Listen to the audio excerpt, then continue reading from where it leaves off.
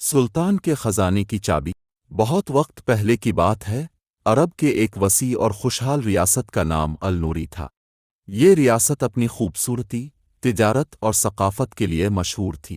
وہاں کے سلطان حکیم الراشد اپنی دانشمندی اور انصاف پسندی کے لیے جانے جاتے تھے، لیکن ان کی ایک عادت تھی جو پورے ریاست میں چرچا کا موضوع بنی ہوئی تھی۔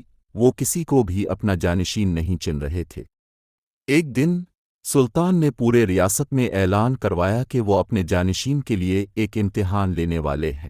یہ خبر سنتے ہی پورے ریاست کے لوگ بے حد متجسس ہو گئے۔ سب درباری، تاجر، فوجی اور عالم یہ سوچنے لگے کہ یہ امتحان کیسا ہوگا۔ اعلان کے مطابق ریاست کے قابل نوجوانوں کو بلایا گیا۔ جب سب نوجوان سلطان کے محل میں اکٹھے ہوئے تو سلطان نے سب کو ایک ایک مٹی کا گھڑا دیا اور کہا، یہ گھڑا تمہاری محنت اور صبر کی آزمائش کا نشان ہے۔ تمہیں اسے 6 ماہ تک اپنے پاس رکھنا ہوگا اور پھر واپس لانا ہوگا۔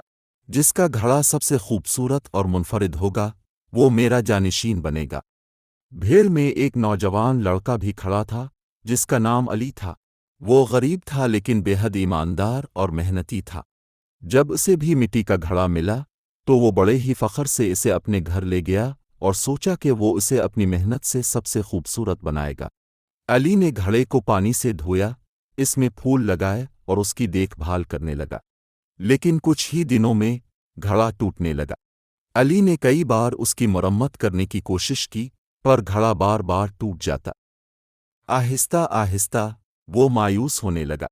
ایک دن اس کی ماں نے اسے سمجھایا، بیٹا ہار مت مان، اگر گھڑا ٹوٹ گیا ہے تو اس کا مطلب یہ نہیں کہ تم ہار چکے ہو۔ محنت اور ایمانداری سے جو بھی ممکن ہو وہی کرو۔ 6 ماہ گزر گئے۔ سب مقابلہ کرنے والے اپنے اپنے خوبصورت اور چمکتے دمکتے گھڑوں کے ساتھ محل پہنچے۔ کسی نے اپنے گھڑے پر سونے کا کام کروایا تھا تو کسی نے قیمتی جواہرات جڑوائے تھے۔ جب علی اپنا ٹوٹا ہوا مٹی کا گھڑا لے کر پہنچا تو لوگ اس کا مذاق اڑانے لگے۔